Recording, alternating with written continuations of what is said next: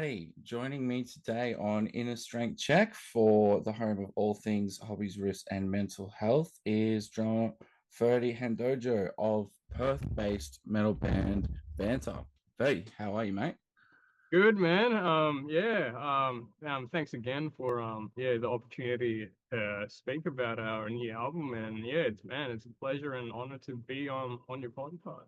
Cheers, man. Cheers. How's things been going with the Vanta camp with the release of the new album coming up with Side that hits Man, in 2 days? yeah. Oh, we're a little bit nervous but excited at the same time. Okay. But then again, as everybody says, if it makes you scared, nervous, and excited, you should do it. So that's Yeah, why we definitely. the banter. Yeah. But yeah, a lot of it's just got to do with how much we've grown over the years, the past few years, putting this together, and like from when we started with the Grade Mine EP. So I think there's a lot of tension, a lot of like evolving, whether Mm, it's like when like our relationship all together as a team. I think Perpetual Selection is a reflection of all that hard work and all those like back and forths, and I would say uh, yeah, just the kind of iron sharpens iron sort of vibe is mm. kind of reflected in the sound and the journey that the viewers and listeners will hear when they push play from start to finish. Mm. Do you guys feel that because it is a pretty technical, it is like it definitely sounds rooted in Melodeath, but there's a strong like technical influence. Is that something you guys were pushing for a bit more on this record? Yeah, absolutely. Mm. Yeah, like all of us pretty much share similar influences and things like that. I very much love my like tech death. Like I think yeah, Tien and Jesse as well. They once we saw Arcspire together in what year was that? 2023? 2023, yeah. Yeah, just after we released like Gravemind and everything, and I've always loved like bands like Abysmal Dawn, like the old school Bay Area thrash tech death. And you Yeah, know, like yeah, Jesse and I love Necrotic Badges as well. Like yeah. Nice. you can hear some of those riffs just a little more modernized and like roided up in this record. So yeah, I think we want to kind of go a bit more ballistic for Perpetual Selection, but at the same time also honoring like everybody's like childhood influences as well at the same Mm. time. Like a good example is like Jesse when he came into the band, he brought in more of those like modern nuances on board because he grew up listening to like porn, new metal, and Mm. he loved the Lorna Shore, like from like Flesh Coffin to like Immortal. Those Mm. were the two albums he actually got me into. So yeah, the Lorna sort of vibe really grew on me rapidly as well, and also Lorna Shore being like a technical deathcore band. I just Mm. and like Bostonarchi's work, man, he's just insane. So like, I look up to that guy. On top of that, like three of us leading up to writing Perpetual Selection, we've heavily been listening to like a lot of Shadow of Intense, like Reclaimer to like Mm. Melancholy, and currently Imperium Delirium is like on top of our playlist at the moment. So you start to kind of hear more of that like modern American death metal come inside, more on Mm. top of that like original Euro melodeath sort of sound that you kind of pick up on the first EP that we released, Gravemind.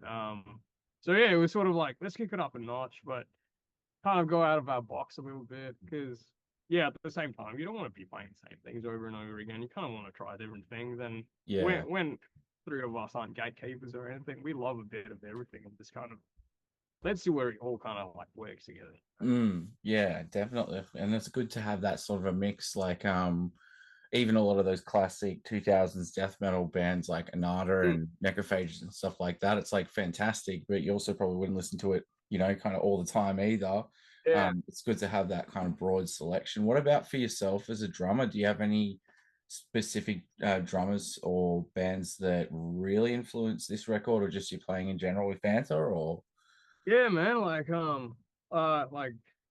some people know this, but I grew up on a lot of gospel chops. Like I was Bible right? bash growing up, and my only way to keep playing drums, like Yeah, yeah, get into the soul, the R&B stuff. I love that stuff. So like, yeah, yeah. That's fun, and you that's gotta when you're take the going to good learn out the of the bad. pocket, right? Yeah, And yeah, I hang around like lots of musicians as well, and like Mm. yeah, a lot of some of my mentors are like jazz influence as well. So like you get some of that sway and syncopation vibe, but particularly for this record, man, I was heavily influenced by like Bryce Butler from Shadow of Intent. Like he's a Mm. great drummer, man, and like Mm. I kind of resonate with his style because he's got that kind of like soul kind of vibe on top Yeah. of his like technical deathcore death metal playing, and then this Austin Archie, man, like really tapped into him for this record with like the bomb blasting and like the doubles and just the different sort of switch ups as well. Yeah. Um, but yeah, I think big influence, top three influences of my drumming would be like Tony Royster, he's a gospel player, Bryce Butler, and Austin from Lorna and actually two of the Spencers. One Spence from Invery, but now also the Spence in Oxford, but also the Spence in the original Spencer Pruitt, you know. Um, Taking a bit of a pattern there. and to be specific, man, like I think you heard the last song on the record, like Purity. Mm. That's pretty much our like take on an Arcspire song. Like it's a fusion of like Bleed, The Future, and Involuntary Doppelganger. So Mm. yeah, a lot of upskilling on this album, but a lot of fun at the same time while doing so. Awesome. Awesome. So do you feel like everyone in the band's kind of like stepped up in terms of like musical prowess for this record, in terms of the Oh, writing? absolutely, Yeah. absolutely, and we're very close to each other. We're no BS with each other. So like the basis of our relationship is pretty much just gaslighting and pushing each other, you know. But that's where you know you got a good Hey, relationship with spade is boys. So spade, mate. Spade is spade. And and like yeah. Jesse being like the audio producer in house because we do everything DIY as well, down from the art to Oh, nice. promo, Even the art, yeah, nice. everything. Like Yeah. everyone's kind of their thing. Chen looks after the finances, cash flow, and everything. Jesse's Mm. like audio and ops daddy, so like he knows the logistics behind everything if we're on touring or putting a show. And then I'm the most extroverted, so I go out there and just kind of run my mouth and like wait up a bit. So, What, a um, drummer running your mouth? I never. yeah. And you just leave the bass player in the car until it's done. Oh well, the we don't have a bass player yet, to be honest. Oh yeah, yeah. It's kind of like, well, we just backtrack the bass. So we play with IEMs live and stuff, Yeah, and yeah. between Jesse and Tien, they write all the bass parts, and then yeah, we've got like an audio like thing set up. So like from like the play button from the start of our show to the end, it's all programmed, and we just follow that in our ears. Yeah, Um, yeah. but yeah, you never know. Maybe in the future, we'll definitely get to that point in the future where like, yeah, we'll get the fifth member on. But for now, it kind of works, you know, just Yeah. the three of us. Yeah, yeah, absolutely. Yeah.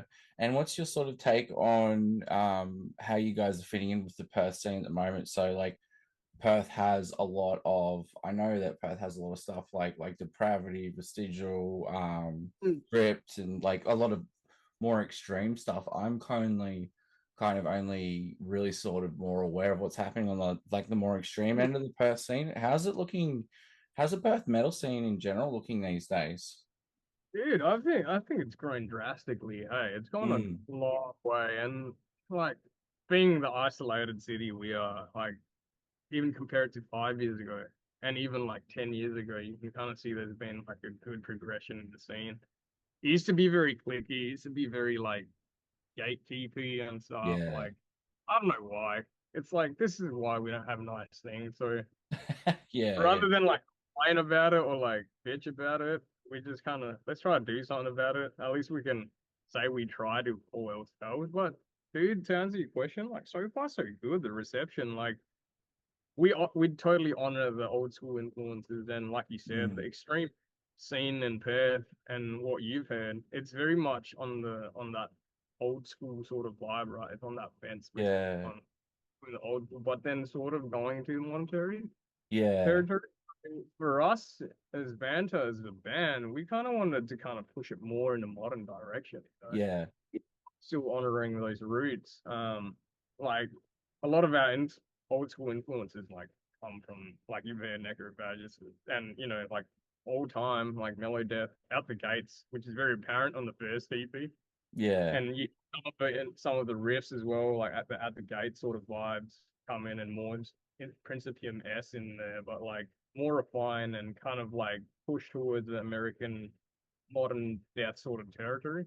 Mm. Uh, but yeah, man, like I think Perth has gotten into a good place where it is now, and like we have no issues like putting on shows with different subgenres and extreme subgenres. Like people are just happy to play and come together and have a good time, and Yeah. yeah, and it's so far so good, and we like how it's going now, and yeah, and it's a good way to just discover each other's music and appreciate different types of talent. Because like at the end of the day, like that band may not be able to do what we're doing, and the other band may not be as good as what that other band can do. And it's just like nice to see different artists and creators come together, and just Yeah.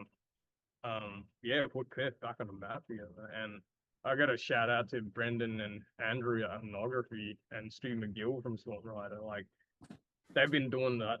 They've been like keeping the Perth scene going for a very long time. Those guys and also like Darren and Wade from Western Force Metal. When Mm. it's good to see those like OG crew who kind of started it all in Perth. And on top of that, like Dysie, I mean, Dicey's like up there now, but like he still kind of looks after the local stuff here and there where he can, which is Yeah. awesome. Living legend he is. Yeah, he is. Uh, Yeah. but it's good to see like more and more like the younger generation rise up and kind of Mm. like keep the heartbeat going. Yeah, that's good. Have you noticed it's been about as easy or maybe more difficult or like for those newer bands? Like what have you seen them sort of struggling more to get a foothold, or it's pretty because the scene's pretty healthy and alive at the Yeah, moment, it's I not as think hard or yeah, definitely a lot more open now and a lot yeah. of more. I can see younger bands getting like opportunities on the more premium tier side of things quicker Mm. now, and especially us because like I started in the scene like way back in 20, 2012 or something. My very Mm. first band was Tempest Rising, actually. I was the original drummer for Tempest Rising. So I started Mm. off in the sort of pocket. And I was like 18, 19 at the time, super young lad. So like seeing back then it was very like, oh, that's not metal. Oh, that's not Yeah. crowd. Like, there was that sort of shit going on. I was Yeah. like, man, because like we're just having trying to have a good time playing music, like what do people have to judge, Like I get it, there are certain shows which are very specifically like should be that subgenre, but yeah, it was a bit like that back then, man, where it's just like people were very clicky, very picky. But Mm. now I think the years go by and more new musicians come up and evolve everything. It's great to see that things are yeah, better and people aren't afraid to try different things and come on board with us and just like experiment and put different styles together. Like I think there's a resurgence in like metalcore and black metal mix sort of subgenres now. There's more like Yeah. yeah, that kind of more contemporary but still heavy, And Mm. yeah, at the end of the day we kind of just want to put heavy and heavy together and just have a good time. Yeah. Yeah. I mean, even like things like the new Silosis record has a lot of different, groove shifts and Yeah, it's very hard. It's a very hardcore influence album, hey? yeah, And like, yeah, yeah. and I think it's because Josh went to the architect side. Hey, Yeah, where absolutely. Yeah, he did his sabbatical, but I think that it's just for me. I feel like this is leading into my next question, although I may answer it by making my statement because I often do that. But that's just how I roll.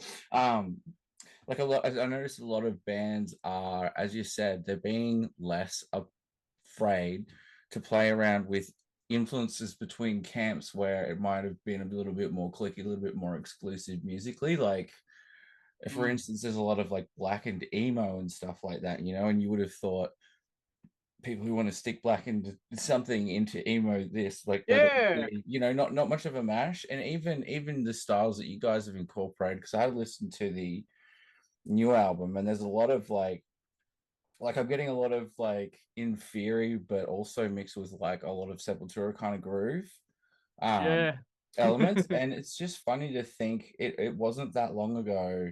maybe it was. I'm not sure what's changed it. Maybe it was lockdown or whatnot. But I don't know if you've noticed. Do you feel like as a band there is less of that, like people being like, "Oh, this is not 100% Yeah. blast. It's not for me, thank you." I feel like there's less of that these days in general. Oh, Um, definitely. mm, Yeah, definitely. There is definitely less of that, as I said. And I think, yeah, you're right. I think it might have been because of COVID too. You had no choice but to lock yourself in and entertain yourself with yeah, like then a good thing about I think blessing in disguise, despite how much it sucked being locked down, like that's how Vanta started. We were just mates, we were just sharing each other's files at the time and just putting yeah, on like layers and layers of our own like musicality on top of each other's files and just sending it back and forth. And then when lockdown properly ended in 2023, we just went hard and went to town with everything. And just been rapidly evolving ever since then. Um, but yeah, man, it's good to see like people come together, have a good time, and yeah, like you mentioned, there's weird mixes and things. There's one particular band actually from WA called Agamar. You should check them out. They're like metalcore, but they have like ambient blackness to their kind of vibe, and they wear corpse paint as well on stage. But very interesting. interesting. But man, they Cool. pull like I saw them recently, and they had a massive crowd like on the start. So it's like yeah, it's good people just want to enjoy something new, something different. Yeah, awesome, awesome. So you guys have a launch coming up too, by that way. On the note of shows, I've forgotten the name of the place. Yeah, Uh, yeah, Milk Bar in Milk Bar Inglewood. song. Yeah, Yeah, 27th of March. Yeah, and that's hosted by Handojo. pornography. Yeah, Yeah. cool, cool. And you've got a few other bands on that bill as well. What about other shows? You guys got any shows lined up for the near future or Yeah, we've got this thing that we put on annually. It's called Heavies and Bevies Festival. It's nice? sponsored by Other Side Brewing Co. in WA. They've been Mm, really good with us. They've been on board with our journey for the last 2 years, and yeah, it started off as a minor sponsorship, but every year they've been contributing and like helping us kick it up a notch every year. So I think Pivvies and Baby started in 2024 and we ran it on our own and like for the first time I think we hit like up in the hundreds, like up to the mid hundreds there. So that was like really surprising. It's like, damn, we're doing something right here. And also like we took a shot at the dark and didn't put like one subgenre on. We just blended the bill, man, the lineup, and it worked really well. And then second year, then last year, 2025, we asked the brewery for like a sponsorship. They gave us giveaways. They helped us cross promote. That nearly hit 200 people as well, like for a local show. So that was like insane. mm, Yeah, and this year we're bringing in I Choose Violence from South Australia. They were on the Froth nice. and Fury lineup as well, and they're good mates of ours. Also, Disgust as well from Queensland. Awesome lads. They'll be headlining that show as well, and we'll be on it as well. Three shallows on that one as well, and we've got one more to announce. By Agamar, the band that I told you about just earlier. Mm, Yeah, they'll be opening for that show as well. Good guys. hell yeah, hell yeah. And that's Yeah. same place, Milk Bar, 13th of June. So you guys have got a run of shows. Like you guys are kind of like you mentioned that you had you'd come out basically swinging at the end of lockdowns more towards 2023, and now you've got an album coming out in 2 days and a whole bunch of shows. So it's like things are really kicking off for you guys. Yeah, man. And to any promoters like listening to this, um, we don't have anything lined up for the rest of the year after this, so if you want to have a chat with us, feel free. Hear that, um, Dysie? we're yeah, Because you're we'd love definitely to do listening. we'd love to do the whole leg of Australia, man. Like we're willing to Yeah, go out, have fun, play our hearts out, and share our art with everybody else, and meet new artists and creators as well at the same time. awesome. Hell yeah, man. Well, that's great. Well, thanks for joining us on the podcast tonight. If you guys like very early mid era Black Dahlia Murder meets Shadow of Intent meets early mid The Haunted is roughly where I would put you guys with a nice garnish of arch spire on the top, of course, naturally. Thanks. That's an But honor. a It little means little about half a tablespoon of Yeah. spawn of possession. Yep. So if you like melodic death metal with like a super tacky edge, check out the blog. So we're gonna have the couple of most recent new clips up there. By the way, before we go, too, I was interested to ask, mate. The clip for the first single for Kuyang, um, Hmm. that actually had was that shot locally? Yeah. Yeah. Yeah, that was actually shot in Jarrahdale, and Albany as well, down south here from Perth. It's about like how far is that? Like a pretty long, it's like a 3 hour drive or something. It's where Right. Jesse's from, it's like his hometown. And he knows our creative director, our videographer guy, like Elliot, and they kind of grew up together. So then Mm, it wasn't hard to kind of get that going, and they already knew people down there with private property and like a big land that we could shoot on. And I knew some people up in down in Jarrahdale as well, here in Perth, just outside of Perth. So yeah, it all worked out. Like shooting went well and went smoothly and stuff. So yeah, we just wanted to do something different. Because a lot of music videos, man, and especially coming out from WA, it's just a bunch of dudes playing, like just some people playing. Like we want to kind of bring that cinematic edge from our yeah. lyrics into, yeah, the visual aspect of things.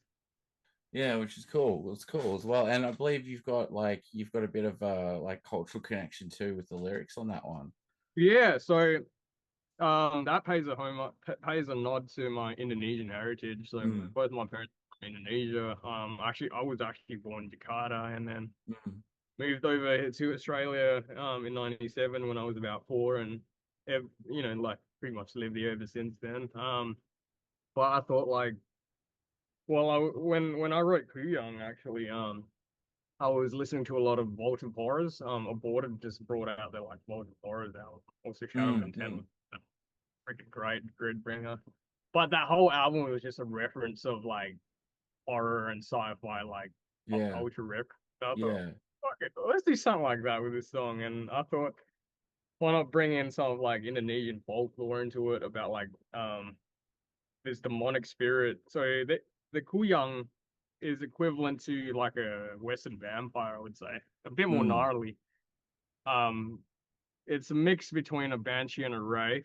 Crossover between a vampire. So long story short, the deal is in order there's some villages in like East Java and like northern Sulawesi and like parts of Sumatra. There's some villages there when some of the elders have like scars around their necks and stuff like that. yeah. And legend has it is if you see like more elderly people with the scars around their neck, it means they've already sold their soul to the devil.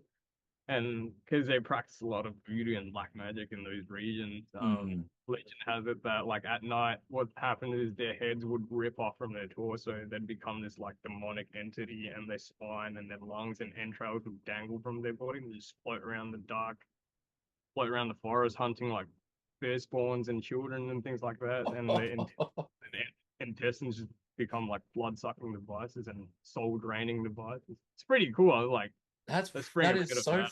that is so metal. Yeah, No wonder you picked that as inspiration. Man, Sanskrit and Indonesian folklore is literally it's like gore grind, you know, it's just it is, full of man. just It's nasty brutal, huh? stuff. Um, but yeah, in saying that, I think we'll be doing more of that sort of kind of vibe going forward. Well, just apart from the nerdy stuff we love, like from games and Resident Evil, like Transum Side, as you've heard and seen the lyrics, it's pretty much about the T Yeah, virus, but yeah. at the same time, because the core concept of the album, like as you may have heard, is about the darkness about existence and humanity and like collapse and rebirth of society. We want to kind of like portray each darkness or like theme or conflict against a character or give it some world of its own or connect it to some sort of like pop culture reference. Yeah, and it's almost anthological as well. Is that something you guys are planning on doing in the future, or you think you're going to kind of center more on that mythology theme, or you're not sure? Bit of both, I would say. Yeah, yeah. I think what Ollie from Arkspire did recently with the new Arkspire stuff coming out, and like having like a comic book sketch thing. It's sort of like our goals, and I myself as an artist, I love to draw a lot. Like a lot of the stuff you see from Vanta, the artwork, it's mostly done by me, and it's a lot of scrutineering from the boys as well. At the same time, when I draw this stuff, I want to make sure everybody loves it and can Mm. kind of sport it and call it home at the end of the day. So yeah, I get bashed a lot. I get bashed a lot by the crew for a good reason. We gaslight the crap out of each other. It's fun.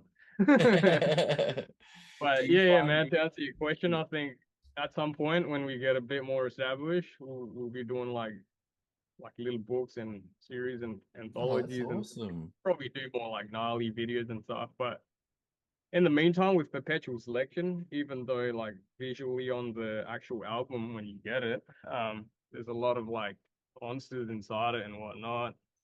I think like video clip wise, I mean we don't have the budget to do like crazy horror stuff, but Yeah. all we've kind of made it symbolic, more Mhm. metaphorical, and like society's collapse and whatever is unfolding before around us to kind of connect it to those themes and stories. Yeah.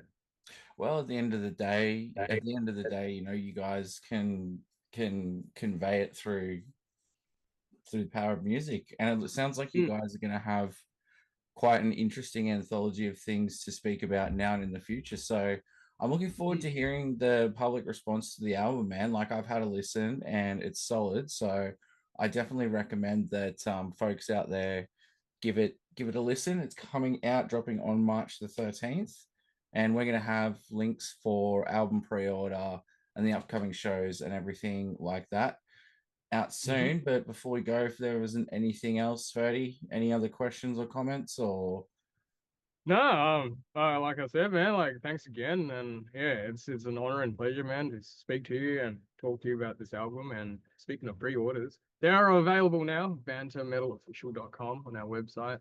Yeah, smash it. Yeah, if you oh buy it man, now, like if you're from Perth, you can pick it up at our album launch. there you go. Man can do a side hustle for music PR. He's got the call to action already there to go. Well, good stuff, mate. It was a pleasure talking to you, man, and look forward to seeing you guys over this way in Vic sometime. Yeah. Yeah, let's hope, man. Would love to catch up with you, get a beer or something. Yeah, have Yeah. a good shows. Yeah. Hell yeah, dude. All right, you take it easy, man. Have a good night. Thanks, Brady. Take care, See ya, buddy. mate. See ya. See ya.